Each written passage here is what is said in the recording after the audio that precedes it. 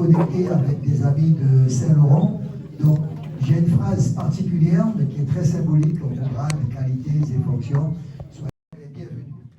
Alors, nous avons décidé au niveau du bureau de vous présenter une analyse des élections municipales. Bon, ça va coûter une bonne semaine de travail, mais ce n'était pas prévu, mais je vous propose quelque chose, on va dire, d'innovant. Ce ne sont pas les méthodes statistiques habituelles. Bien sûr, je travaillais avec l'IA, c'est tout à fait normal, mais dans l'ensemble, il a fallu quand même qu'on consulte l'ensemble des documents au niveau du ministère, des mairies, des élections. Donc j'ai choisi un panel de 2010 à 2026. Et là, c'est pour voir les variations sur la population électorale, sur les abstentions, sur les équilibres, sur les enjeux. Et puis, entre les deux, eh bien, il y a le Covid. Donc, automatiquement, on verra donc la différence. Alors, première question, c'est d'abord sur le panel des communes. Au départ, j'avais fait 6 communes, et puis après, les camarades du groupe m'ont dit non, on fait l'ensemble. Bon, les gens vont m'excuser, je n'ai pas fait Saül ou Anari, c'est pas parce qu'on veut les écarter, mais bon, je préférais me centrer sur l'ouest, l'est, le littoral et les savanes. Parce qu'il y a peut-être 4 Guyanes qui votent au même moment. Il y a 4 regards différents en matière électorale. Donc ça, c'est le premier élément. Donc, Cayenne, Matoury, Rémy-en-Montjoly, on va s'arrêter à Montigny-Tolédo. Le deuxième point, c'est au niveau du cycle. Donc 2014, première élection, c'est une époque faste. Une époque faste sur le plan économique. Je parle au niveau de la Guyane. Il n'y a pas de contexte particulier. Et on arrive à 2020, c'est le Covid. Donc vous le verrez tout de suite au niveau des taux de votants, de participation, de l'abstention. Et 2026, c'était hier. Et enfin, on va donc comparer donc, les scores sur les suffrages exprimés, sur les votants et sur les délibérés. On passe au deuxième point. Le cadre général. Alors, vraiment, quand on est, on va dire, sur un domaine d'études, de recherche, on n'est pas politique. On veut être neutre, objectif. Donc, une élection, une participation, une abstention, ça débouche sur une légitimité. Nous sommes d'accord? Que vous fassiez 700 voix, 8000 voix, 10 000 voix, 20 000 voix, il y a une question de légitimité. Donc, de suffrage participatif pour la reconnaissance de la démocratie. Nous sommes d'accord, hein? Il ne faut pas qu'on aille chercher ce que je n'ai pas dit. Hein? Et donc, il y a aussi ce qu'on appelle le vote sanction, qui va déboucher soit sur un déchoucage, soit sur un ensemble, on va dire, d'intrigues, de complots, pour pouvoir amener, à travers les divisions, un candidat, en fait, une équipe qui sera donc choisie. Dans les 11 communes, on va voir tout à l'heure, par commune, les différents slides, et surtout avec la lecture politique. Et enfin, la synthèse, bon, je me suis quand même entouré de quelques personnes pour discuter, pour avoir leur approche. Moi, je pense pour 4 Guyanes. Mes amis en général, qui sont quand même assez bons, très bons, eux, ils penchent pour 3 Guyanes. L'ouest, donc l'ouest, on parle de Mana jusqu'à Maripasoula. Nous sommes d'accord. La deuxième, le littoral, et l'est, Saint-Georges, Ouanari, jusqu'à Kabobi. Mais personnellement, je ne l'ai pas mis, mais c'est pourquoi je n'ai pas donné mes documents, parce que je pense travailler encore là-dessus pour approfondir. Moi, je pense pour 4. Pourquoi 4? Parce que les savanes constituent aujourd'hui un nouveau regard. Et on le verra par rapport à la division, par rapport à l'amplitude, on va dire, des relations sur ce qui est fondamental aujourd'hui et qui n'apparaît pas dans l'élection municipale, l'intercommunalité. En fait, vous allez voter au niveau municipal, mais il y a 2 enjeux. La population, elle ne voit qu'un seul enjeu, le maire et son conseil municipal. Mais il y a un deuxième enjeu qui est plus technique, qui va au-delà des espérances même de la mairie, qui est l'intercommunalité, et qui doit aboutir à ce qu'on appelle la notion de point commun. Donc logiquement, il n'y a pas d'idéologie, il n'y a pas de rapport de parti politique. Mais c'est l'élément fondamental. Et quand je parle d'intercommunalité, eh bien, le cas des Savanes a été un cas d'irriment sur la question électorale. Ensuite, on ira sur les angles forts, c'est-à-dire une victoire large dans les suffrages. Ça n'a pas vu? Ça va sauter. Une victoire. Alors, on revient sur le PowerPoint. Ouais, tu vas sur le. Ouais. Voilà. Attends, je ne vais pas s'afficher. Voilà. Une victoire large dans les suffrages exprimés. Donc, on va voir maintenant sur l'assise limitée par rapport aux inscrits. J'ai parlé tout à l'heure de l'abstention, on va donc l'aborder. Et puis enfin, c'est traduire le score du vainqueur. Traduire le score du vainqueur. Et là, je vais vous sortir un élément particulier, c'est un vote à la majorité. Et donc, bon, je dévoile dès maintenant ma source. Par exemple, la commune de Matoury, c'est 253 fois d'écart entre le premier et le deuxième, mais au calcul de la proportionnalité, elle rafle 29 sièges. Ouais. Et ça, c'est encore un autre rapport qu'on devra travailler par la suite. Et enfin, je viens de le dire, distinguer le littoral, urbain, les communes, l'enclavement, désenclavement. On continue. Alors, on prend Cayenne. Donc pour Cayenne, j'ai d'abord mis la population. Ah tiens, ça paraît pas là. Voilà, 62 000 habitants. Vous voyez déjà l'écart entre la population et le nombre de votants, le nombre d'inscrits. Il y a quelque chose qui serait fort intéressant parce que je me suis déplacé sur 2-3 bureaux de vote et j'avais discuté avec les gens de la préfecture. Il y a quelque chose qu'on n'a pas encore interrogé, ce sont les nouveaux votants, c'est-à-dire les nouvelles personnes naturalisées. On n'a jamais étudié ça. Et là, je pense qu'il y a un ratio sur lequel il faudra travailler. Parce que je vous le dis, dans 10 ans, on a près de 20 000 personnes qui seront citoyens de la République française, en Guyane. Oui. Donc, quand on regarde le ratio 2014, 2020, 2026, je viens de le dire, il y a une chute pour le Covid en 2020, nous sommes d'accord? Et on va voir que donc, il y a 26 000 inscrits en Guyane, à Cayenne, pour les élections municipales de 2026. Premier élément au regard visuel, ce sont les votants. Sur 62 000 habitants, il n'y a que 9 000 votants. Sur les 9 000 votants, vous avez quand même une participation, certes, à 34%, mais une abstention qui représente 65%. Ouais. C'est des chiffres qu'on ne vous donne pas, qu'on n'a pas vu à la télé, tous les débats, disons des experts. Et conséquence, c'est quand même 7 000 personnes, 17 000 personnes qui ne participent pas au vote.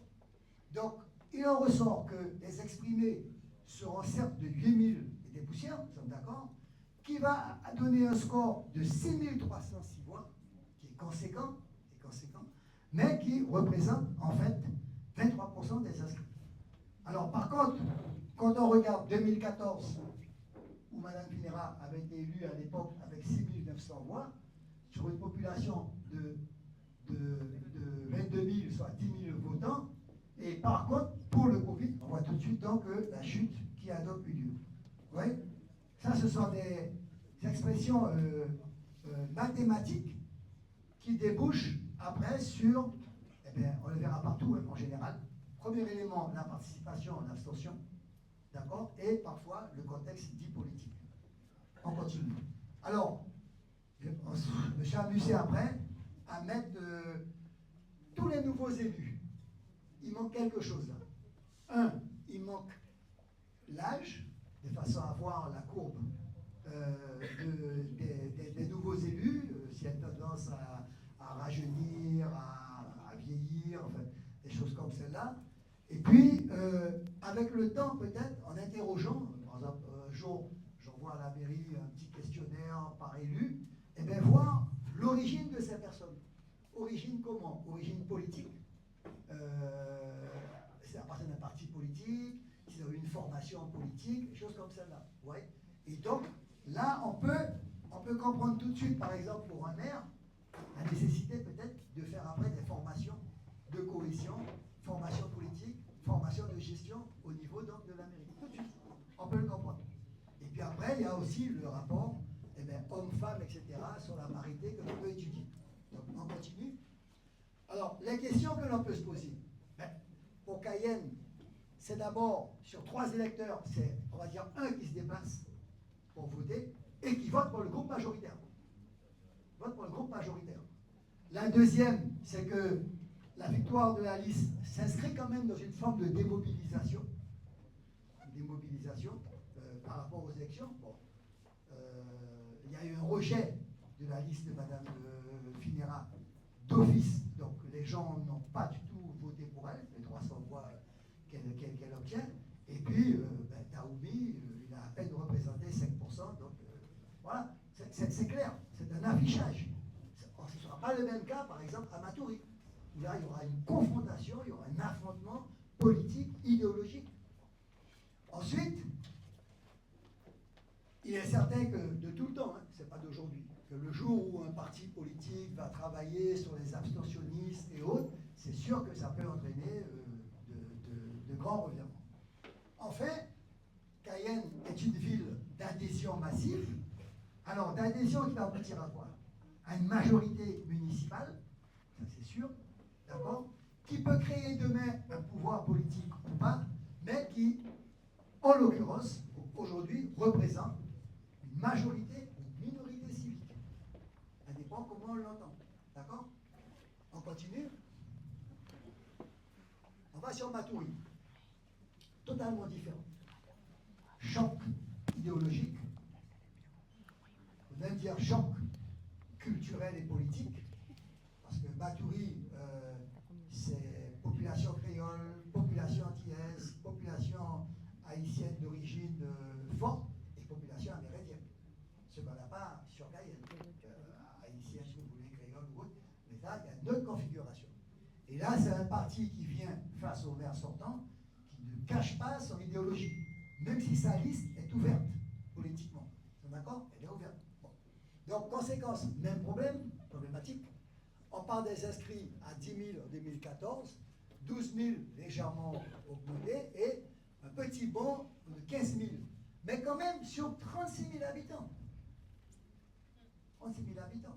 Je ne dis pas nécessairement que dès qu'on déménage, dès qu'on s'installe, on demande à avoir, comment dirais-je, son inscription, sauf pour ceux qui ont 18 ans, mais en tout cas, il y a un petit hiatus qu'il faut maintenant étudier. Bon. Aussi, on peut dire aussi qu'un maire ne peut aussi ne pas être mobilisé à inscrire systématiquement, puisqu'il ne connaît pas la personne qui est sur son territoire. Donc, ça peut être possible. Là, vous voyez le rapport tout de suite, 50% au niveau de la participation, d'accord? En conséquence, donc sur le nombre de voix, 3763 voix, contre Madame Roy Émile, avec un écart de 253 voix. Nous sommes d'accord? Donc, j'ai mis mes lunettes. Ah voilà. Donc, conséquence, on tourne. Et là, j'ai mis la liste donc, de toutes les personnes qui sont nouvellement rentrées. Par exemple, M. Vieillot, voilà, parce que c'est des sortants. Donc, tous les anciens, Mme Azer ou autre pour Macoria, là, c'est la nouvelle équipe. Et là, ce qui sera intéressant pour vous, c'est maintenant d'aller plus loin, d'étudier par rapport à l'âge, par rapport à la formation, par rapport à le métier, la profession, de façon à pouvoir déboucher sur ce qu'on peut appeler des stages de cohésion, des stages de formation. D'accord? Donc l'opposition commence là, quoi. L'opposition commence à voilà, 18. Voilà, 18. Voilà. On continue, mais vous avez vu que le rapport du calcul, c'est-à-dire le calcul de la majorité, conduit à 29 sièges pour la liste majoritaire et 9 sièges pour l'opposition. D'accord? Donc, il y a 1000 questions qu'on peut se poser. Mais je vous propose ces questions-là. Donc, la victoire, elle existe, certes, mais elle est quand même limitée sur une commune socialement segmentée. Je rappelle, hein, encore une fois, hein, ce n'est pas de la délation, mais le maire perd dans le bourg. Nous sommes d'accord? Dans le bourg. Donc, il faut se poser la question par bureau de vote. Bon, j'ai l'analyse, hein, seulement qu'il m'a voulu la mettre, sur les bureaux de vote. Où vous gagnez, par exemple, à la Romerie, sur Balata, il faut se poser la question. Donc là, on voit le rôle des communautés qui apportent leur soutien à la crédibilité de la liste. Donc, deuxième élément, c'est le rapport de force qui sera donc serré. Est-ce que le gagnant peut gouverner? Parce que vous avez 9, vous n'avez qu'à voir ce matin votre conseil municipal ou hier, vous avez 9 dans l'opposition, mais ils parlent pour 36. Nous sommes d'accord? Donc, Maturi montre que la bataille électorale, elle va se jouer sur le plan social, mais surtout également sur le plan des quêtes politiques. Puisque la confrontation se fait avec un parti politique en particulier. Même si, je le répète, il est ouvert. Il y a des gens, ben, c'est simple, vous n'avez qu'à voir les personnes qui ont gardé l'écharpe à la main et celles qui l'ont mise autour de l'ombre. Bon, je n'ai pas dit plus. Enfin, les écarts des bureaux de vote, moi, je vous suggère vraiment hein, de reprendre, enfin, je l'ai dit au maire et puis à son cabinet, de reprendre bureau par bureau, de façon à étudier et puis à pouvoir maintenir une stabilité, maintenir, enfin... Ensuite, eh bien, on en vient à la coalition victorieuse. Quel est son avenir? Quel est son devenir? Parce qu'en fait, on se rend compte que quelque part, il y a une étreinte qui est faite sur l'équipe majoritaire. Ça, ce sera le cas de Maturi. Ensuite, on vient sur Kourou. Alors, Kourou, c'est d'une autre complexité. Au-delà de la division, au-delà de tout ce que vous voulez. Kourou, alors, d'abord les chiffres. De 8000 en 2014, on arrive à 11 000, même si la population a diminué en population. Elle a perdu près de 2000 et des poussières en termes de population. Mais vous voyez, il y a toujours un écart important entre les inscrits et la population. Par contre, la participation, eh bien, c'est quand même 58% des votants. Donc ça veut dire des 6 900 personnes qui ont voté. Et en conséquence, on le voit tout de suite, l'élection se fait avec une équipe majoritaire autour de son maire, avec 2300 voix, qui représente donc les 19%, mais sur un taux d'expression de 34%. Alors, on peut se poser la question, il y avait une fragmentation de groupements politiques, pratiquement 4 listes, même 7 listes qui s'affrontaient, et donc on peut comprendre l'éparpillement donc des voix. Alors, il y a quand même, vous voyez, la progression qui avait été faite en 2020 n'est pas la même en 2026. Alors vous allez me dire que c'est lié certainement à l'écart maintenant du nombre de participants. Ok? Et là, on passe à la question suivante. Donc j'ai mis à nouveau la liste. Donc c'est des éléments importants hein, qu'il faut après étudier. On continue sur les questions. Et les questions, Kourou montre la crise de lisibilité politique. La confiance, la décrédibilité, les réseaux sociaux, l'apanage politique. Certes, mais il n'y a pas vraiment, il n'y a pas de parti politique. Où les partis ont travaillé, on va dire, en sous-marin. En tout cas, ils ne se sont pas déclarés. Donc c'est plus des confrontations, on va dire, individuelles de personnalités, peut-être même de famille, mais en tout cas de personnalités. Donc ça crée des RH. Donc, ben, je le dis là, la fragmentation, elle n'est pas neutre, elle brouille donc la lecture du choix de l'équipe municipale. D'accord? Et donc ça va affaiblir la portée symbolique de la victoire. La hausse de la participation entre les deux tours, eh bien, c'est l'arbitrage tardif de l'offre qui est faite. Parce que toutes ces élections municipales montrent une chose que je n'ai pas abordée fondamentalement, c'est pas le plan, c'est pas le programme, c'est la crédibilité de la tête de liste. C'est pas comme avant. L'époque de Castor, si vous voulez, ou d'Otilly, avec un programme, avec un plan, etc. Je ne dis pas que c'est pas terminé, mais en tout cas, c'est pas ce que les gens veulent entendre. C'est la portée, la crédibilité, l'attitude, la tête de liste, voire de ces policiers, d'accord, et qui fait qu'on peut expliquer aujourd'hui donc cette trajectoire pour la ville de Kourou. On continue. Bon, on peut m'arrêter, enfin, bon, je sais pas, faut après. Alors, Rémy-en-Montjoly. Alors, Rémy-en-Montjoly, c'est asymptomatique. Rémy-en-Montjoly, déjà, on voit les inscriptions, donc 14 000, il y a vraiment une avancée, donc peut-être qu'il y a un travail vraiment d'inscrire les gens systématiquement, ok, 14 000. Mais l'abstention est quand même à 52%. D'accord? Et cette abstention va quand même permettre un taux de participation, donc d'expression de 47%, va déboucher sur 6 000, hein, plus de 6 000 votants pour le maire que de PDF. Mais avec un taux d'expression sur le nombre de votants de 93. Vous êtes d'accord? Ok, je vois que tu as sourcillé, donc attention. Là, il faut bien étudier. Il y a un score magnifique, d'accord? Mais il faut quand même regarder derrière la participation et l'abstention. Et ce qui serait intéressant pour les Montjoliens, les Réminois Montjoliens, c'est maintenant d'aller étudier par bureau de vote les bureaux qui ont le plus voté pour voir les secteurs véritablement. Bon, le Naguen de toutes les communes, hein, en fait de tous les bureaux de vote, mais de voir maintenant l'assise qui est menée pour retravailler sur les programmes. Donc on tourne. Là, c'est pareil, donc tous les nouveaux élus, bon, on les connaît plus ou moins, on tourne. Et là, je propose, Rémy-en-Montjoly est peut-être un contre-exemple d'une majorité municipale qui est publiquement installée, solide, qui est élue, mais quant à la participation qui reste quand même, on va dire, en fluctuation. D'accord? La continuité locale n'est pas toujours un signe d'usure, certainement, puisque c'est son deuxième mandat. D'accord? Et enfin, comparer Montjoly à Cayenne permet de montrer qu'il n'existe pas une seule relation dynamique guyanaise au vote électoral. D'accord? Et puis enfin, les résultats sur l'image de gestion, après, on continue. Saint-Laurent-du-Maroni. Alors, Saint-Laurent-du-Maroni, bon, c'est très particulier.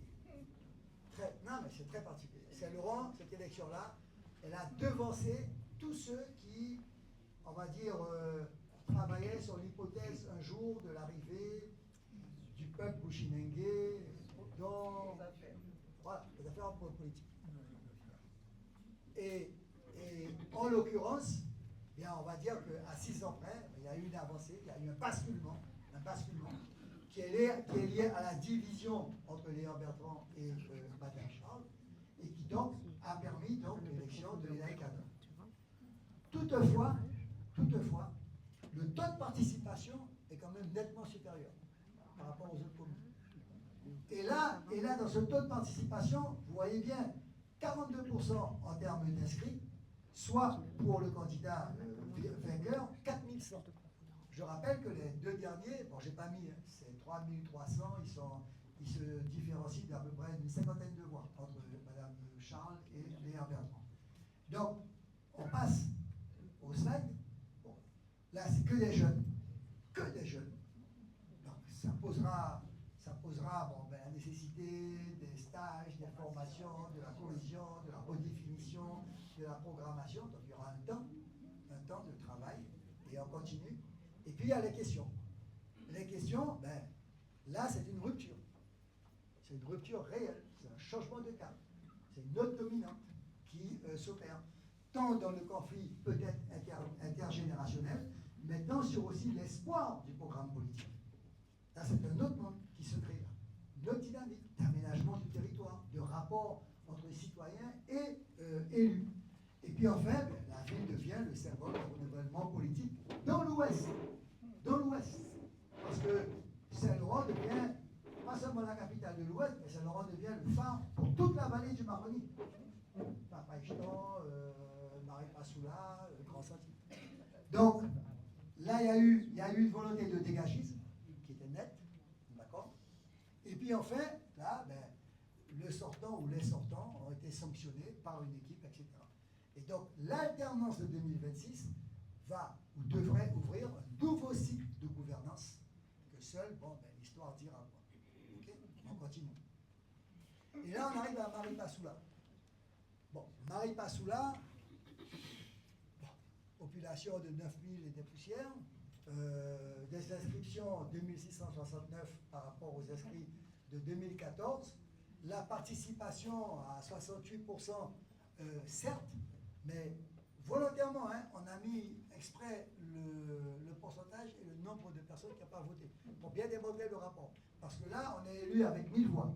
C'est-à-dire qu'en fait, il y a 3000 voix qui vont se décanter et qui vont donc permettre à M. Abienso, avec 1000 voix, de gagner les élections par rapport aux sortants.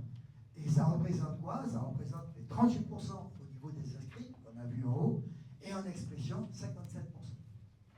Là aussi, on change de page, là aussi, bon, ben, tous les jeunes qui sont là, donc amérindiens, bushinengués, créoles, tous les jeunes, ok, ils sont très jeunes. Et là, ben, la question c'est pareil, désir de changement. Bon, Abienso, ça fait sa deuxième tentative, mais Abienso, personnellement, je le connais depuis au moins, depuis la région, quoi. C'est un jeune qui a toujours manifesté sur un changement, sur un autre paradigme. Par exemple, je me rappelle, avant même qu'on ait parlé des lycées, que déjà, il demandait un lycée, quoi. La question d'Air Guyane, etc. Il y a beaucoup de collectifs. Donc, c'est un jeune qui a vraiment travaillé le terrain. D'ailleurs, il le dit, hein, je l'ai rencontré il n'y a pas très longtemps. Il disait que depuis 2024, il mène sa campagne. En porte à porte. En porte à porte. Okay? Donc, conséquence, il y a un désir de changement. Et l'Ouest, aujourd'hui, ben, se situe sur une sorte de déchoucage, sur un changement de paradigme et sur d'autres dimensions par rapport à son territoire. Alors, peut-on parler d'une sanction par mobilisation? Bon, je ne sais pas, c'est des choses qu'il faut encore étudier. Et là, quand même, il y a des notions, hein, que peut-être que vous, Cayenner, enfin, gens du littoral, on n'a pas. Mais là, il faut savoir quand même que ces jeunes-là, ils avaient avec eux les chefs traditionnels, qu'on appelle les capitaines. Il y a eu quand même une volonté d'organiser finalement cette campagne autour de la tradition, du politique et de la modernité. D'accord? Vous allez être surpris sur le programme qui est déposé par ces jeunes. C'est pas que l'eau potable, l'assainissement, et encore, l'assainissement, aller faire payer quelqu'un 5 € sur sa facture, alors que déjà on paye difficilement l'eau, etc. Ça va être compliqué. Mais par contre, sur la question des EPCI, les déchets, les transports, sur la question de l'orpaillage, la mercurisation de l'eau, et là, si vous regardez, ça m'a totalement surpris, Abienso gagne même dans les bureaux de vote des Amérindiens. Là, c'est vraiment, tous les bureaux, ils gagnent sur Marie Passoula, mais également ils gagnent en pays indien. À Loniké, Laé, etc., jusqu'à Antepumpata. Et là, en Dôme, et Bernarda Macoya. Alors, Macoya, on part de 5000 et des poussières en 2014, 6000 en plein Covid, à 8000. Bon, par rapport à un ratio de 20 000 habitants, c'est pas mal, ça peut se maintenir. La participation, elle est de 43%. L'abstention, c'est quand même 56%. D'accord? Bon, vous allez me dire, alors peut-être dans le débat, on ne va pas expliquer le pourquoi de l'abstention. On pourrait l'aborder. Mais en l'occurrence, c'est quand même 3300 personnes qui vont donc vraiment aller déposer leur bulletin de vote. Et sur ces 3300, le maire l'emporte largement, avec plus de 2000. Ce qui fait que donc, il va faire 24% sur 60% d'exprimés. D'accord? Là aussi, territoire immense, population amérindienne, créole, haïtienne, enfin, je veux dire haïtienne, d'origine haïtienne, Hmong, etc., etc. Bien. Donc, on passe à la page suivante, donc pareil. Moi, ça, je vous conseille vraiment de travailler là-dessus, hein. Vraiment. Hein. Et je serai intéressé après à vos analyses. On continue. Donc, reviens. Parce que ce qui est important, c'est comme par exemple pour Maturi, vous voyez, vous remportez 33 sièges, c'est ça? 33 sièges, et l'opposition, elle obtient combien encore? Un pour PACA, un pour Tutsi, et 4 pour Represse. Voilà, donc ça fait 6. Voilà. Ouais, donc c'est le ratio majoritaire qui fait ça. Tant que ça vous concerne, c'est bon. Nous, au niveau CTG, ben, nous avons fait 20 et ça fait 35 pour les autres. Alors qu'on avait gagné sur tout l'ouest, l'est, enfin, jusqu'à Cayenne, Macoria. Vous voyez, donc ça c'est le calcul. Après, donc Macoria, ben, question. Donc commune en croissance démographique, ça c'est obligatoire. La légitimité doit se lire à l'échelle des inscrits, ce que je viens de dire, parce que les gens votaient quand même à près de 8000. Et ensuite, la progression urbaine, qui peut demain amener une recomposition. Enfin, c'est pas à moi de vous le dire. Sous la 1, sous la 2, etc. Là, il peut y avoir sur une nouvelle personne qui vient de s'installer. Donc, si vous n'avez pas des régies de quartier, des associations, etc. Bon, Macoria a un élément que peu de communes ont, je le dis parce que dans mon rapport que j'avais remis, le rapport interministériel, vous avez votre CCCAS qui fait un travail remarquable, qu'on a cité, vraiment. Et dans le CCCAS, il y a Madame Hippolo qui travaille sur le fonds européen Erasmus, qui est exceptionnel. Exceptionnel. C'est elle qui, en quelque sorte, a mis les liens avec les lycées. Vous pouvez pas vous imaginer. La Grèce est un pays, je fais une parenthèse, c'est un pays particulier. Tout le monde critique l'Europe, mais aujourd'hui, les lycées, c'est 200 000 euros, 300 000 euros, 150 000 euros. C'est des gamins, ça vaut ce que ça vaut. Mais des gamins qui vont en Espagne, qui vont en Grèce, qui vont en Irlande, etc. Ils ont 2-3 semaines où ils apprennent une langue, apprennent un métier, etc. C'est très particulier. Ça, on n'en parle pas. Et là, j'avais même dit que si on avait gagné la CTG, moi je l'embauchais d'office pour en faire en fait le grand forum de l'ensemble des associations et autres. Et aujourd'hui, Macoria a innové, puisque vous faites également partir les personnes âgées dans le cadre de ce fonds européen. Donc, avis aux autres maires pour pouvoir s'y inscrire, c'est une dominante qui est essentielle. Essentielle. Voir un gars aller travailler, faire un stage au Portugal, en Grèce ou autre sur différentes procédures, procédés agricoles, industriels ou semi-industriels, c'est quand même important. Voilà. Alors, on passe. On arrive à Sinnamary. Sinnamary, eh bien, nombre d'habitants. Sinnamary a perdu en termes d'habitants. Bon, 2700.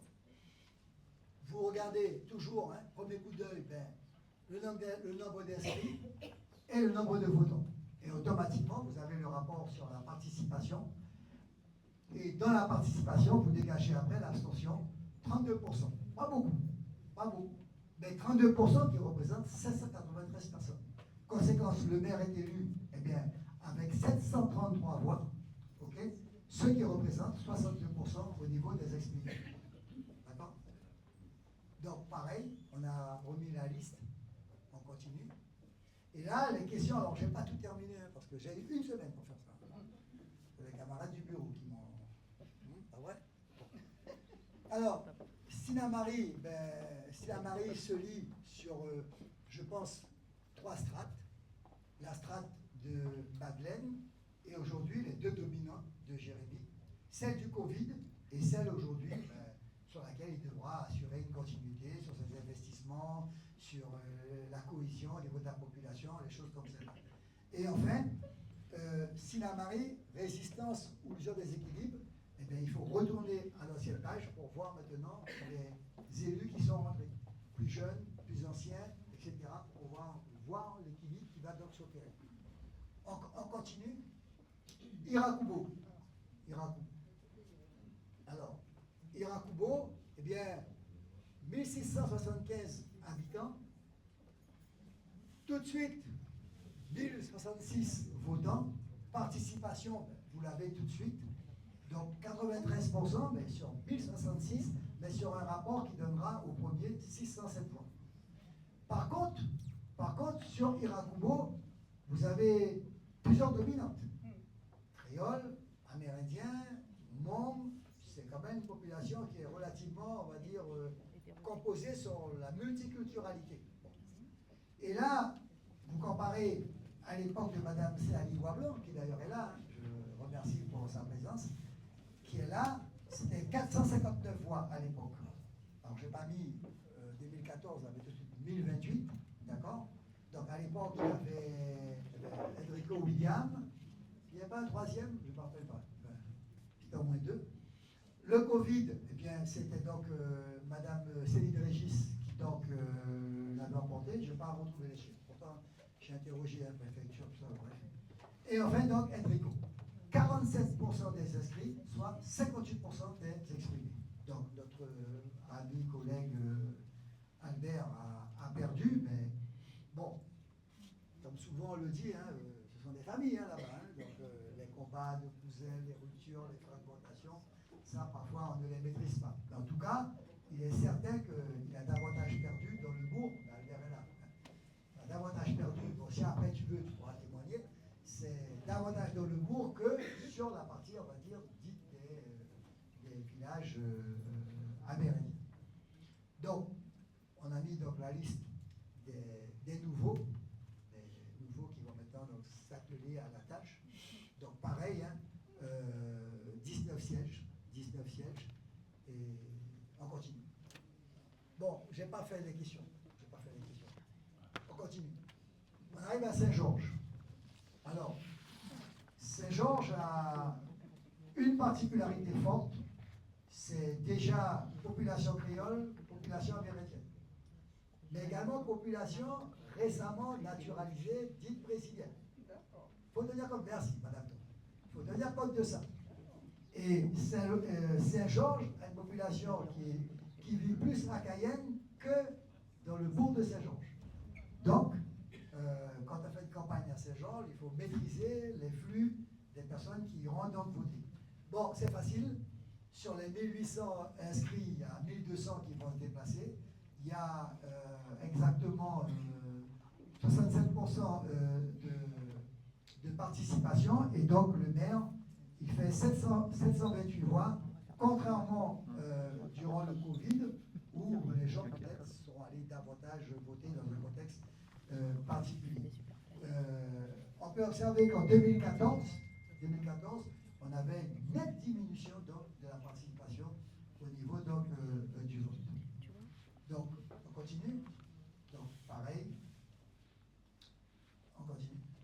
Et donc, il y a plusieurs questions à poser hein, sur la cohésion sociale, la cohésion population, la partie interculturalité, etc. Mais bon, on va dire que là, on a une majorité relativement stable qui donc poursuit son travail avec les problèmes, on va dire, de recettes surtout pour ces communes.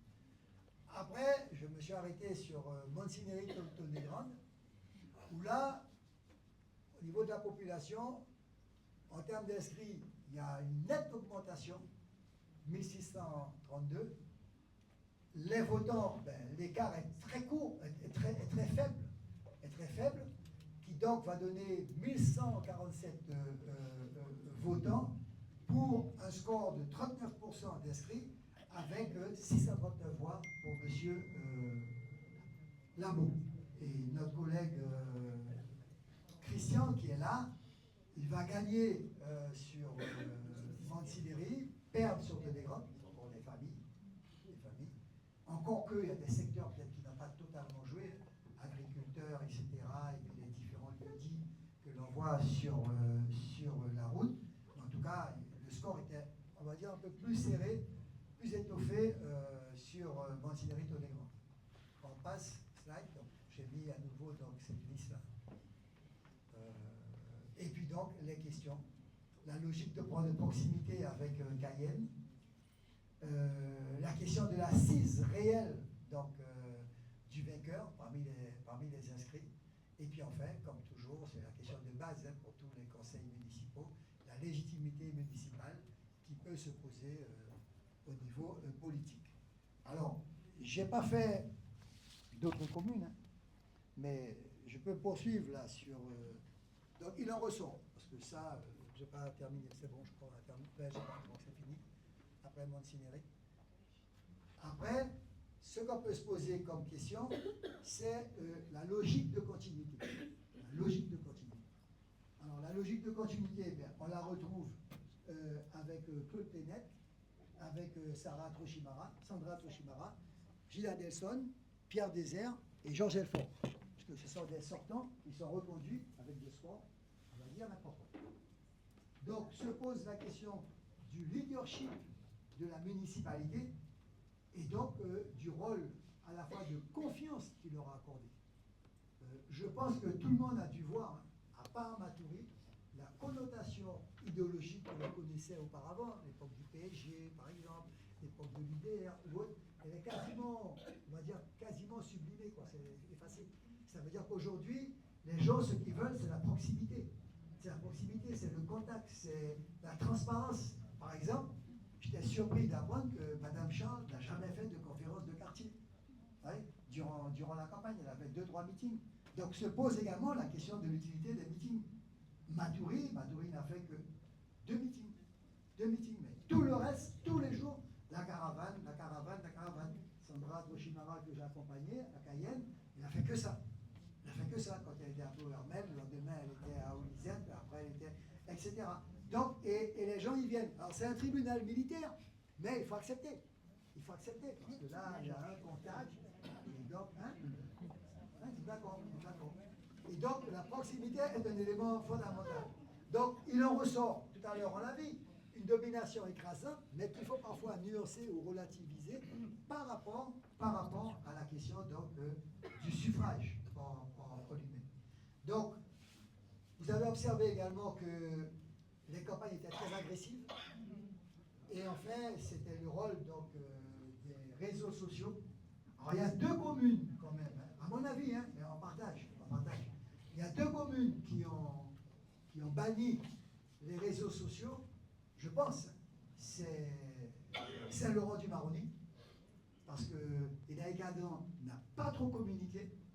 Il y avait quelques clips, ils avaient leur réseau. Ils ont créé leur réseau et il y avait très très peu d'informations sur sa campagne. Contrairement à que Karam était le spécialiste, c'était l'IA quoi, en permanence. Quoi. Vous voyez. Et puis, le deuxième secteur, eh ben, c'est par exemple Regina. Il n'y a absolument rien eu. Premier tour. Non mais vous pouvez dire tout ce que vous voulez. Alors, j'ai pas mis Regina, mais Regina, il m'a dit qu'il venait.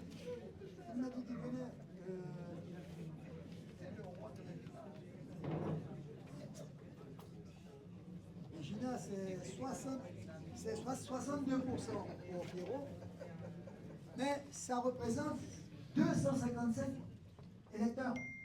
Oui. Et Bazin, il fait 142 électeurs. Tout est lié au calcul proportionnel que vous faites. Oui. Donc, premier élément, c'était donc la logique ou les logiques de continuité.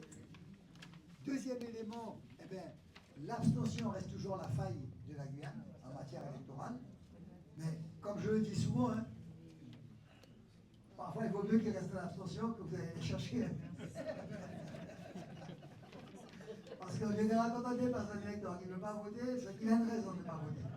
Soit il considère que son vote ne sert à rien, soit il considère qu'il est détaché, ou alors il faut vraiment le convaincre. Enfin, c'est très délicat ça, très délicat. Donc, et enfin, peut-être que pour pouvoir combattre l'abstention, c'est la question de l'offre territoriale. Tout à l'heure, on a dit qu'il n'y a pas de bilan, le bilan, le programme n'est pas fondamental, mais il y a une offre territoriale qu'on doit apporter donc aux personnes. Et puis, je le répète, ben, la prime majoritaire, elle a beaucoup changé au niveau du scrutin. C'est-à-dire qu'une fois qu'on a raflé la majorité, ben, on emporte les 2 tiers, voilà, prime majoritaire. Voilà. Alors, je n'aborde pas la question récurrente de la jeunesse, pourquoi elle vote, est-ce qu'elle machin. J'aborde pas. Parce que quand on regarde bien, ben là encore, c'est un travail que les maires pourraient faire hein, par rapport à la date de naissance, etc., qui est à côté. Quand les jeunes veulent voter, ils votent. Et Matoury, par exemple, c'est un exemple. Hein, Matoury, les jeunes ont voté. En tout cas, beaucoup de jeunes ont voté. Cayenne, j'en ai vu pour le peu de moments que je pouvais être dans un bureau de vote, mais je ne me pose pas la question, comme certains journalistes, sur le détachement du regard. De toute façon, un pays qui a un taux de chômage comme la Guyane, qui a un seuil de pauvreté ou autre, avec une absence de formation pour les jeunes, il est certain que le jeune, il faut vraiment qu'on puisse susciter en lui un intérêt à venir voter.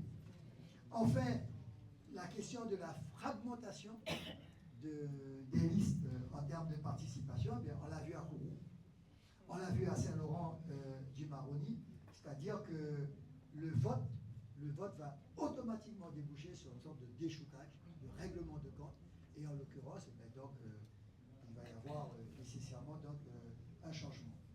Je n'ai pas travaillé suffisamment sur la parité homme-femme, mais je pense que là, ce sera intéressant à revoir des tableaux sur la parité, également sur les âges.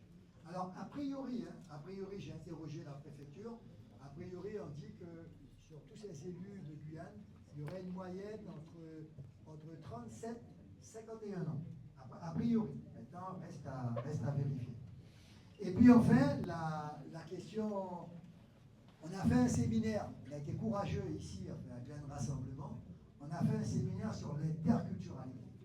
Et moi, j'interroge tout Guyanais qui habite ce territoire, toute personne qui habite ce territoire, il faut qu'on travaille sur l'interculturalité. Qu'est-ce que l'interculturalité? Quel est le lien que l'on peut créer? Quelle est également la préservation ou la valorisation des identités? Moi, ça fait des années que je le répète. En face de moi, il y a des gens qui le refusent, qui le rejettent. Certains parlent d'une identité. Moi, je conteste. Je pense qu'il y a des identités, qu'elles soient amérindiennes, qu'elles soient bushinengue, qu'elles soient créoles, qu'elles soient même mondes, si vous voulez. Et c'est ça qui fait la petite nation guyanaise. C'est ça qui fait la fameuse phrase qu'on employait, l'arc-en-ciel de Mandela. Et ça, si on ne s'y prête pas, véritablement, on peut avoir des surprises.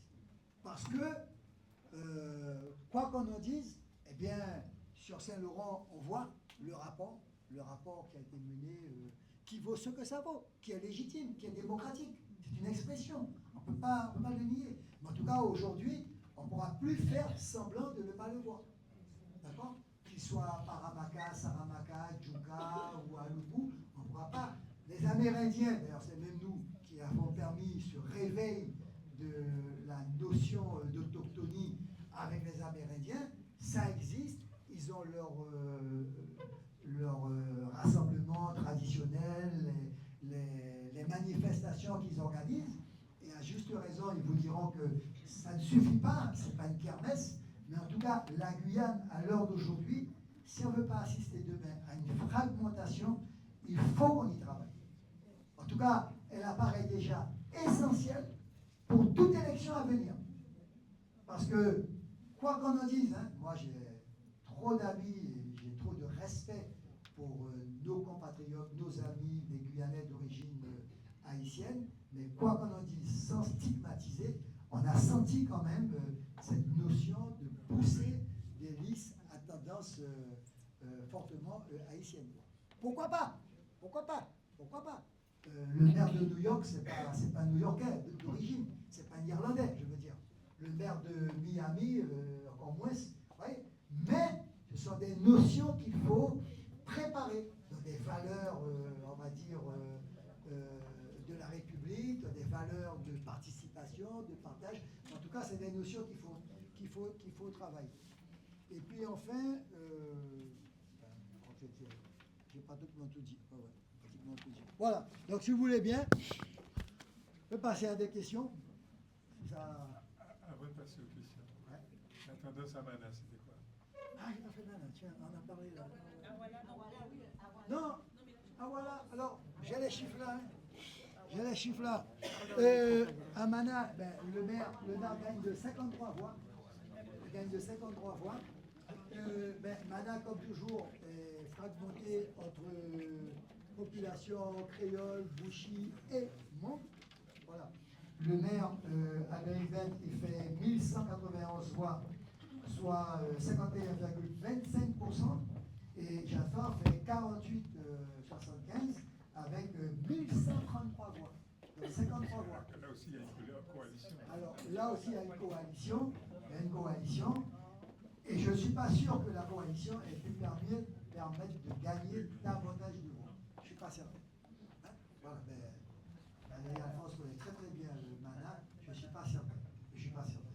Donc, Awala, ça reste, on va dire, amérindien. Ouais, c'est l'unité. Alors, c'est sûr que la victoire de Mme Josie a été une révolution par rapport aux 25 ans de mandat de Ferreira. Personnellement, ça ne me dérange pas. C'est mon impression. C'est mon impression. En plus, je vais t'affimer en plus. Mais, oui, voilà, c'est une belle victoire. Belle victoire. Déjà, victoire en tant que femme, etc. Victoire parce qu'il y a un travail qui a été opéré avec notre ami Robineau, tous ces gens-là, etc. Et victoire qui a été faite dans une profonde simplicité. Elle était apaisante, elle parlait calmement, et puis tout le monde a entendu le scandale des propos tenus par le maire sortant. Donc, j'ai pas fait ça, mais ça m'a échappé. Ça m'a échappé. Voilà. Et puis, j'ai pas fait également Dada, à Grand Sentier, puisqu'il était seul candidat. Donc, c'est le seul de toute la France, 100%. 100%. C'est-à-dire 50. Hein? Et Saint-Élie aussi, ouais. Alors, j'ai pas fait Saint-Élie, j'ai pas fait Saint-Élie. 100%. Ouais. Oui, mais Saint-Élie, c'est 50 et quelques, 50 voix, 50. Alors que lui, il fait quand même 748. Et on peut dire que il a dû faire les gens aller voter parce que les gens estimaient que bon, c'est fait. Moi, j'ai élu. Voilà. Oui, Ouadari tout seul. Ouadari, c'est moins de 30, moins de 30. Ce sont des familles. Voilà. Question, mais je ne suis pas seul à répondre. S'il y a des expériences, moi, je ne sais pas, moi. Moi, j'ai fait une analyse, je pense, objective. Hein, objective. Neutre. Maintenant, s'il y a des questions, je vais être là.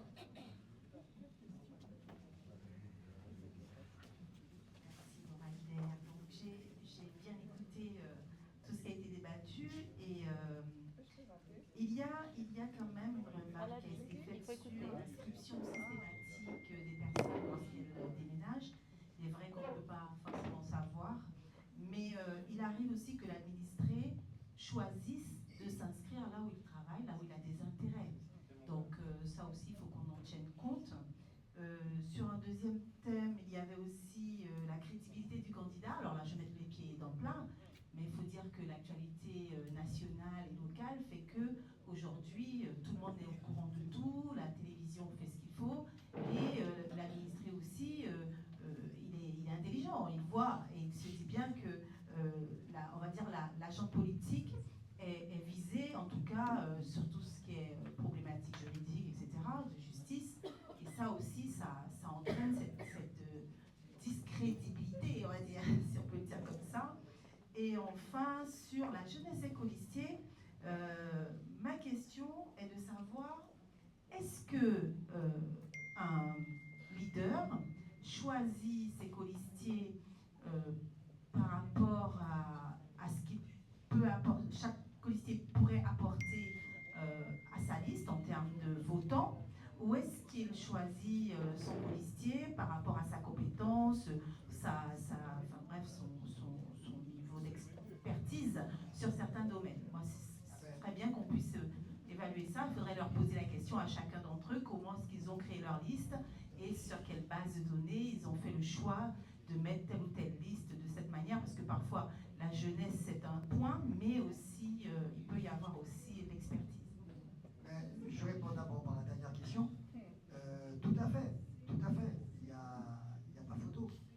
Il n'y a pas un maire, quand il fait une liste, vous mettez son nom et les noms après, vous les faites remonter, descendre, parfois même vous les enlevez.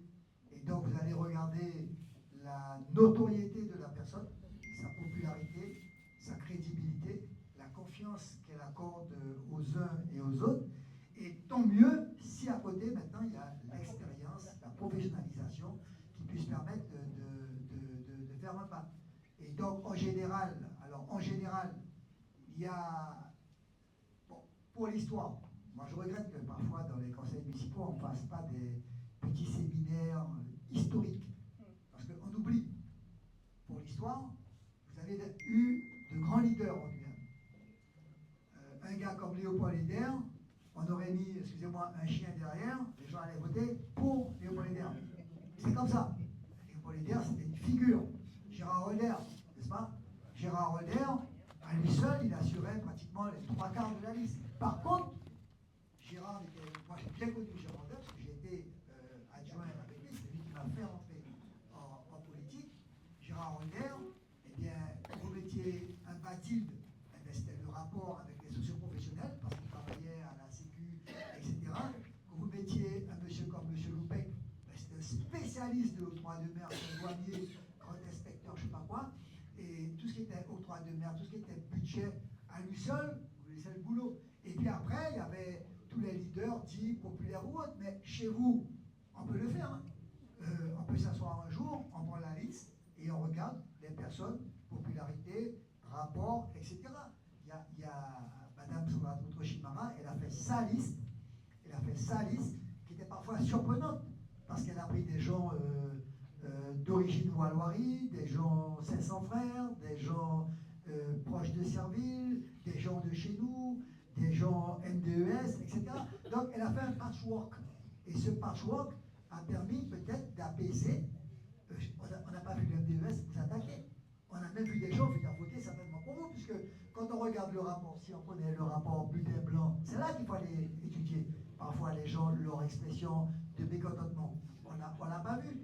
Et pareil pour tous les maires. Macouria, je ne connais pas un maire, quand il va aux élections, on va dire presque même dès maintenant, s'il est déjà candidat, il commence déjà à travailler, à repérer tel sportif, telle personne dans la culture, telle personne dans le monde économique. Alors en même temps, la liste, c'est pas des gens avec Bac plus 10. Hein. Ah non, c'est surtout celui qui est dans... Mais, Madame Égalier, là, elle permettra de faire un retour. C'est un peu de mémoire. À une époque, tu te rappelles, je disais, Madame Égalier, c'est tant de fois à Rémière-Montjoly. C'était 800. Voilà, c'était 800. Donc, vous ne pouvez pas vous passer d'elle, c'est moins de, on va dire, moins de 10 sur la place.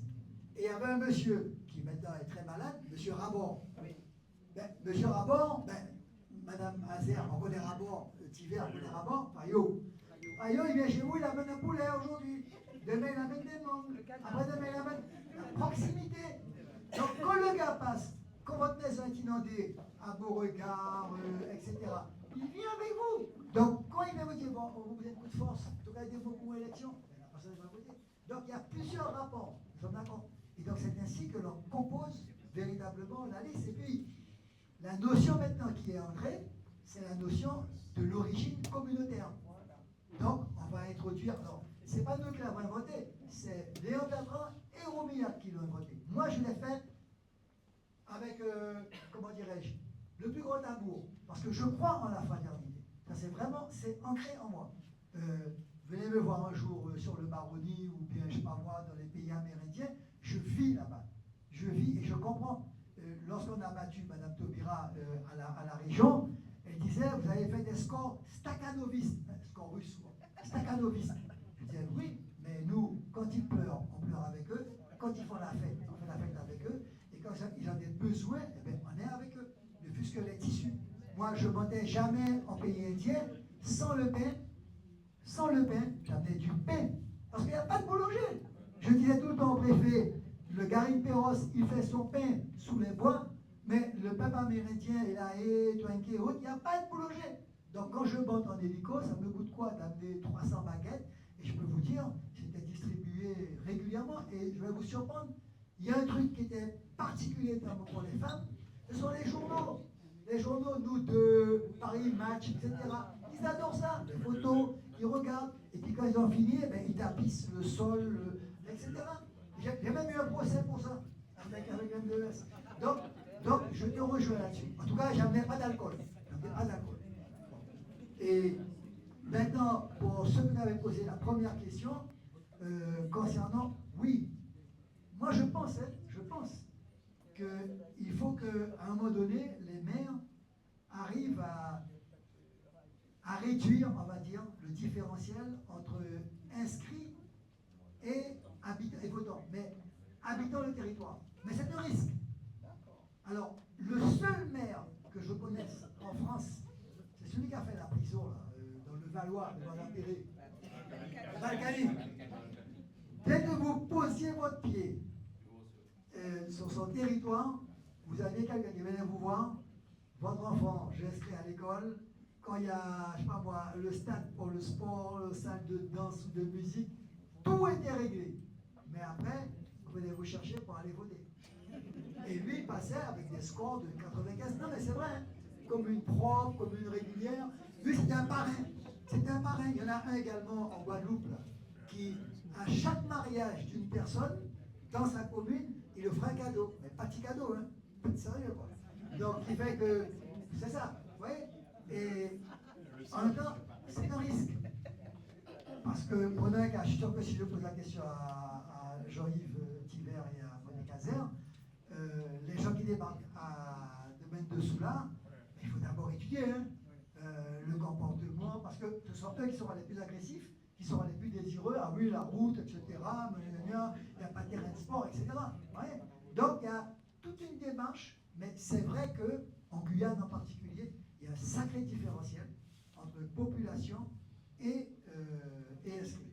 Et puis, il y a quelque chose, bon, j'ai demandé au préfet à travailler sur les statistiques, bon, il m'a dit oui, mais je veux vraiment le faire, ce sont les nouveaux naturalisés. Ah, ça va être la bombe. Parce que, ben, il y a un nombre considérable. Comment? Il y en a tant que ça? Oui, il y a beaucoup. Dépasse 10 000, 15 000. Ouais. Ouais. À terme, sur les. Autant ils avaient fermé. À l'époque de Sarkozy, ils avaient vraiment ouvert. Et après, ils ont réduit, Hollande. Et là, maintenant, il y a vraiment une. C'est la loi. Passer un nombre de délais, les papiers, les démarches. Maintenant, on vous impose de parler le français. Ça y va. Donc voilà, hein, répondu aux questions. Il y a d'autres questions? Mais il y a aussi, on a un exemple en Guyane avec Serge Adelson Namakoya, qui automatiquement, dès que vous arrivez dans la commune, vous étiez inscrit d'office. Oui, mais à l'époque, si on regarde la population, c'était quoi? 3 000 habitants. 3 000 habitants. Moi, l'image que j'ai d'Adelson Serge, c'est qu'on disait qu'il dormait avec son code électoral à côté de lui. Il a gagné tous ses procès et il savait exactement toutes les personnes, où elles allaient, ce qu'elles faisaient. On se demandait même s'ils dormaient. Il était même le notaire des problèmes familiaux, des divorces ou autres. Non, terrible. Moi, quand j'étais candidat en 2002 à la CCL, j'avoue que Serge m'a dit, tu peux compter sur moi. Et tu peux donner sur tes 2 oreilles. Il m'appelait tous les jours, moi j'avais peur, parce que j'allais quand même face à Ganti. Ah ben oui, attends, comme Ganti, Karam a voté contre moi, enfin bref, c'est autre chose. Le PSG n'était pas avec moi. Non, mais je donne l'histoire, des maths ainsi que le meur. Quand on a tout pour au cercueil, mais au moins qu'ils ont savait, ça va passer. Donc, je me rappelle, je vois M. Ganti et je lui dis, bon, je suis candidat. Ah bon, t'es candidat? Bon, il a pris ça à la légère. Parce que bon, il savait qu'il est sortant, il venait d'être élu, on faisait l'élection. Et donc moi, j'avais Adelson, 5 voix. J'avais Roumiak, parce qu'il avait un compte à régler avec Ganti. Et puis j'ai découvert que, à l'époque, ma future épouse, donc Ghislaine, était le cousin de Roura, de Bologna. Baggio. Il dit, bon, oh non, ma voté, quand on veut tout ça. Donc, on devait être réglé, c'était réglé. Mais il y a des hasards et des circonstances. Mais lui, Adelson, il a fait une campagne pour moi monstrueuse. Voilà. Donc, comme quoi, tu vois, le rapport de confiance, de crédibilité, de terrain, c'est fondamental. Mais si tu te souviens, il a fait élire Eder sénateur sans que Eder soit candidat. Tout à fait, exact. Je serais bien qu'on fasse un jour un petit truc sur lui, un colloque. Sur Adelson, ouais. Également pour M. Lama, si je me permets, qui est vraiment dans mon cœur. Ah oui, M. Lama. Oui. Mais tu parles de c'est M. Lama qui l'a positionné. Ah non, mais D'accord. c'est trop récent, ça va créer des problèmes là. Bonsoir Président, bonsoir à tous, Valérie Alphonse.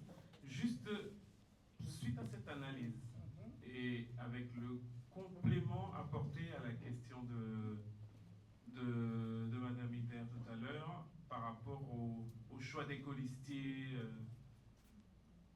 Aujourd'hui, concrètement, quelle place on peut donner dans une campagne électorale à un parti politique? Ah ben là, je vais te répondre. Ah ouais. Moi, je pense qu'un parti politique a toutes ses chances encore. Mais ça dépend de la manière. Cette élection, est-ce qu'on a vu qu'il y a un rassemblement? Non. Est-ce qu'on a vu louer des voitures? Est-ce qu'on a vu payer de l'essence? Est-ce qu'on a vu? Non. Il y a eu des contacts, il y a eu des réunions, il y a eu des discussions. J'ai jamais vu une campagne comme celle-là. Pourtant, on était présent. Et je n'allais pas n'importe où.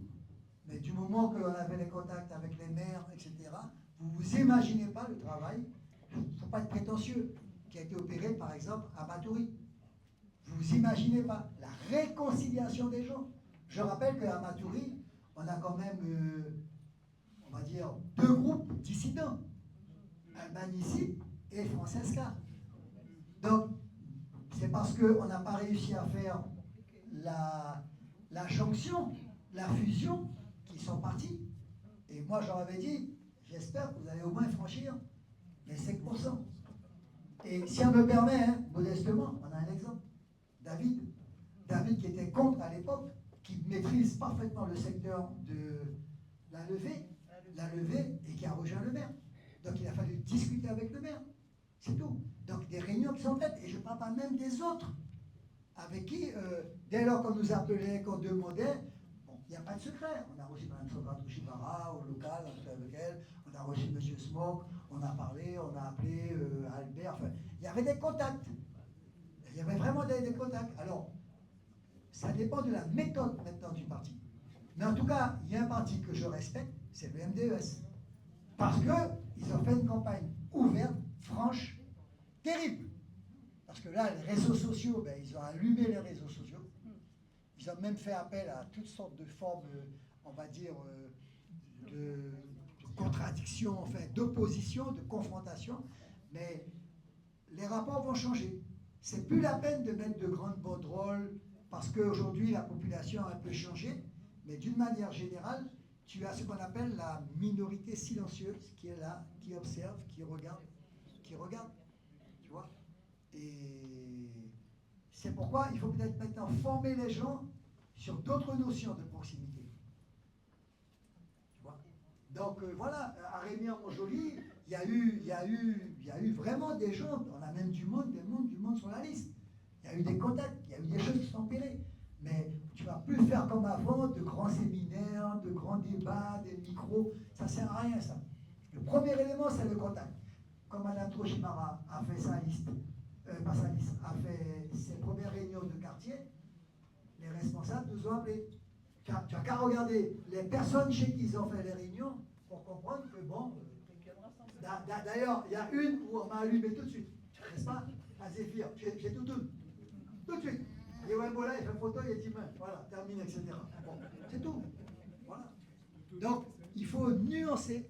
Il faut maintenir le parti politique pour la partie idéologique, mais dans la campagne, peut-être il faut maintenant une autre structure.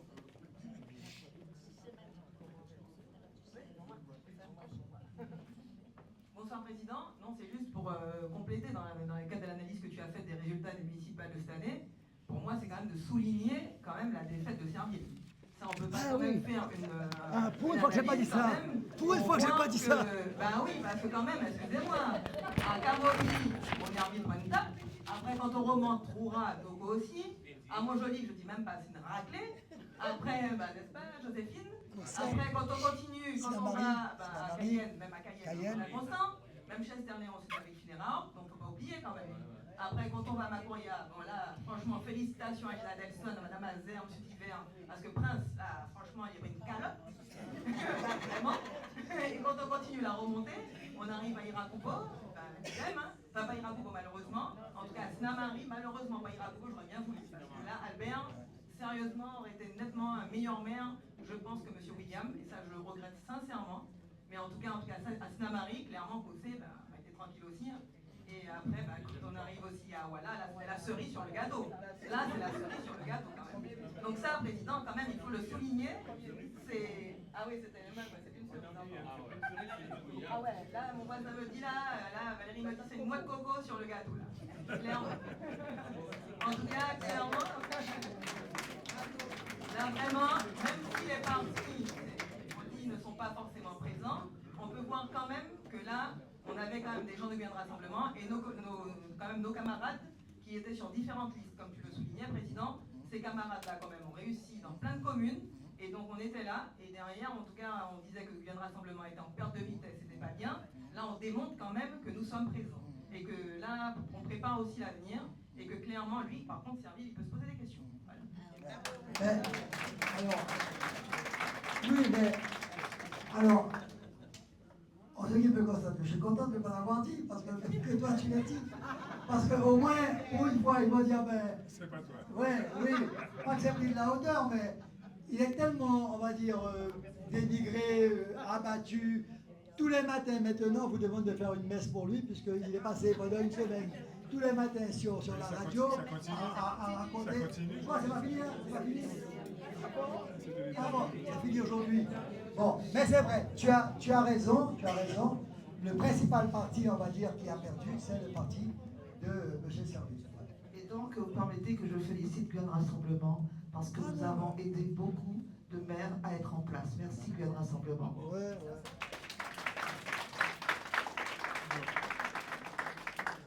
Ouais, mais après. Bonsoir tout le monde. Alors, je rejoins un petit peu Madame Ganji pour féliciter Guyane Rassemblement qui était sur tous les fronts et ce que j'ai constaté.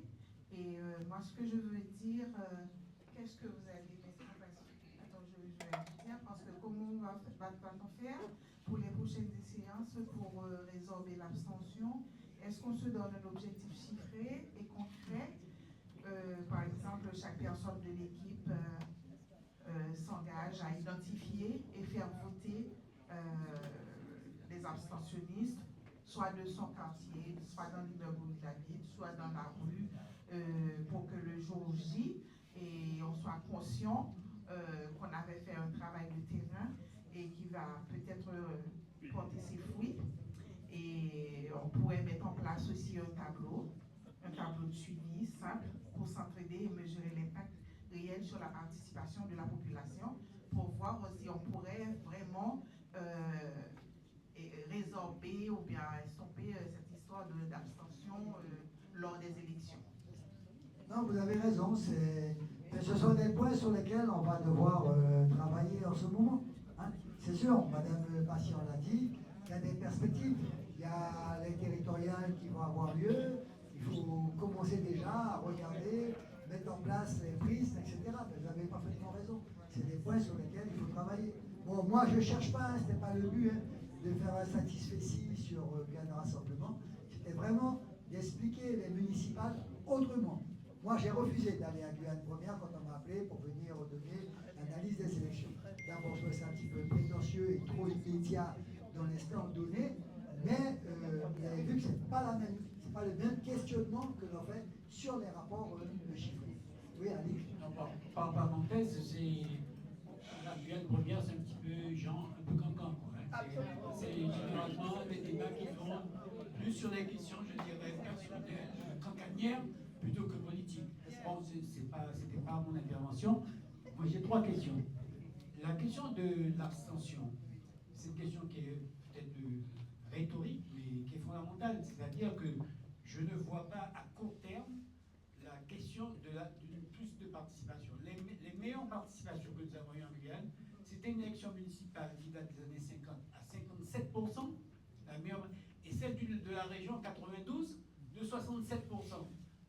Sinon, c'est 40%, 45%, c'est une moitié, 50%. Donc, c'est récurrent la question de l'abstention. La deuxième chose, l'autre aspect de la question, c'est qu'on n'a pas peut-être suffisamment remarqué la défaite de nos 2 députés. parce que nos deux députés sont perdants sur les deux circonscriptions. Donc ça veut dire qu'il y a aussi une question à se poser. Et puis enfin, j'aurais aimé que tu approfondisses la question de l'âge. Parce que si on regarde la configuration de notre population, nous avons une population qui est à peu près à 67-70% en dessous de 55 ans. Il faut regarder, est-ce que les élus correspondent à cette population, à cette tranche de population, parce que c'est à eux qu'appartiennent l'avenir. Il y a un exemple tout cru, c'est Rémière-Montjoly. Rémière-Montjoly correspond à la société dans laquelle elle est implantée. C'est-à-dire il y a un âge relativement, pas avancé, mais mûr. Vous regardez sur la liste, il y a au moins, j'avais compté à peu près 7-8 personnes dites retraitées. Et à part ça, vous avez quand même des gens, c'est une moyenne de 30 allant à 50 ans, à peu près. Donc, cette question que tu poses là, c'est une question qu'il faut étudier. Parce que moi, j'ai travaillé, par exemple, sur la jeunesse, dans le cadre de la formation. Quelle jeunesse? La jeunesse de 18 à 25 ans, celle qui est le plus en souffrance, en errance, qui n'a pas de formation, pas de logement, etc. La jeunesse de 25 à 30 ans, voire 35 ans, qui est déjà au stade adulte, un enfant est dans la précarité, a encore des problèmes, on va dire, sur le devenir, voilà. Et puis enfin, au-delà, à partir de 40 ans. Mais il y a quelque chose. Moi, j'ai fait étude statistique en histoire pendant 3 ans. J'ai travaillé là-dessus. C'est pourquoi je peux modestement donner mon impression. Il y a une chose qu'on n'a pas étudiée. En Guyane, on dit la population, elle est jeune. D'abord, donnez-moi les strates. Alors, c'est sûr que 20 ans, 25 ans, on est à peu près à 55% de la population. D'accord. Mais, il y a une strate de personnes âgées que l'on ne voit pas.